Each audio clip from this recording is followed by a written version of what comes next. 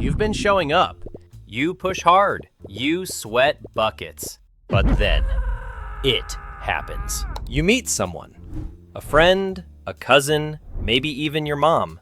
They squint at you, tilt their head a little, and hit you with the most disrespectful question in the fitness world. Hey, do you even work out? You laugh it off on the outside, but inside, it's a pouring rain. Because yes, you do. You've been sweating your ass off every damn week. But no one sees it. Not even you sometimes. You look in the mirror and wonder if they're right. Well, here's the thing.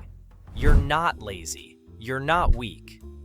You're just missing the real reasons nothing's changing. It's not about doing more, it's about doing it right. The real culprits are hiding in the blind spots. Training that looks intense but doesn't do much. Food that feels clean but adds up. Recovery that never really recovers you. You're doing a lot. Set after set, reps on reps. Push-ups until your arms feel like noodles and the floor is covered in sweat. It looks like you're crushing it. But here's the uncomfortable truth. Effort isn't progress. Training harder doesn't mean training smarter. And in calisthenics, it's easy to confuse the two. You keep chasing reps, thinking it's volume that'll burn the fat. It won't. If you don't slow things down, you're just moving around without doing much.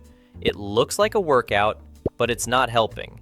You don't need to do more. You need to make each move harder. Hold the position longer. Go slower. Feel the effort. That's how the body changes. A clean set of 5 can change your body more than 50 careless ones. But even if your training gets smarter, it still won't work if the food side is off. This one stings because the food seems clean. Chicken breast, brown rice, oats, but the peanut butter didn't measure itself. The sauce didn't log its macros. And no, olive oil doesn't count as 0 just because it's from a spray bottle.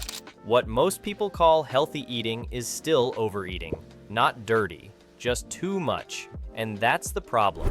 Fat loss isn't about good food or bad food. It's about totals, about math, about being brutally honest with what goes in.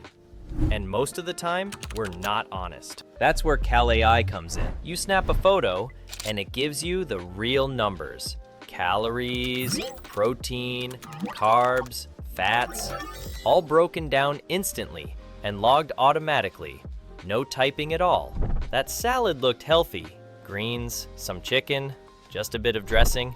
But the dressing alone pushed it to over 600 calories.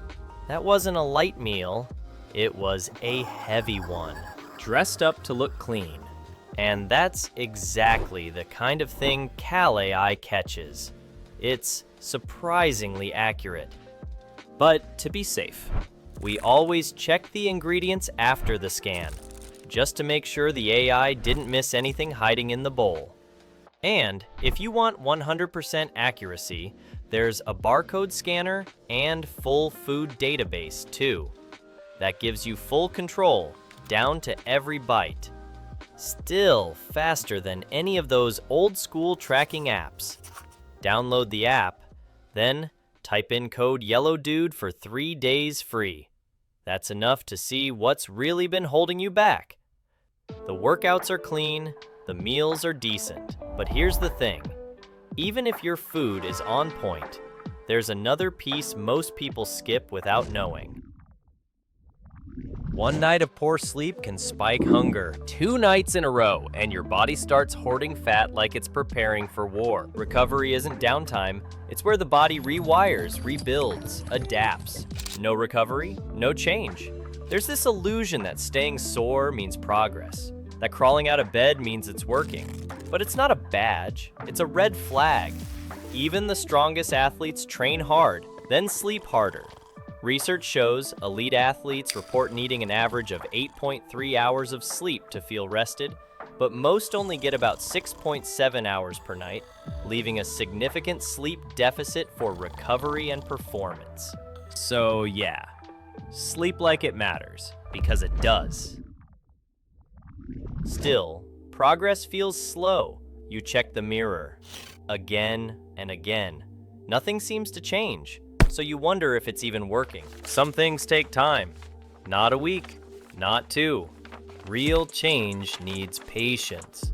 Fat loss is one of those things. You stand in front of the mirror and it messes with your head. One day, it looks better. The next, it doesn't. The scale, it jumps for no reason, and your mind plays games. The worst part is this. You actually did everything right. Clean food, good workouts, on point, but only for 3 weeks. Then you got bored, frustrated, tired, too slow, too hard, too boring. So you scrap it. Start over, again. New plan, new rules, new app, and the same 3 weeks pass. Same results, same story. You didn't fail because it didn't work. You failed because you didn't give it time. Consistency isn't sexy. It's not exciting. It's just what works. But even when you get that right, when training is locked in, meals are solid, and sleep is steady, something else still slips through. Something small, something that feels harmless, something that's easy to ignore until your progress disappears.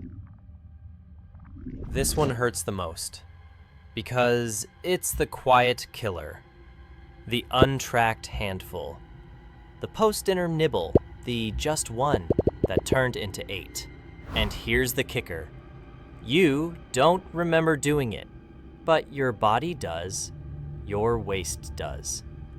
Snacking is where most fat loss efforts go to die. Want to stop that cycle? Start seeing what it really adds up to. Pull out Cali again. 1 photo, 1 breakdown, 1 reality check.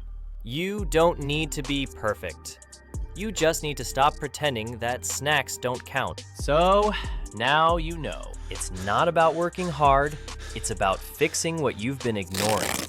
The invisible stuff, the boring stuff, the stuff nobody cheers for. Results will come when training is focused, food is honest, recovery matters, and snacking stops. You don't need another 30-day challenge. You need clarity. See what's holding you back, then fix it. That's how progress happens. Not overnight, but consistently, until it sticks. Train hard, eat clean, sleep well, and please, give it time.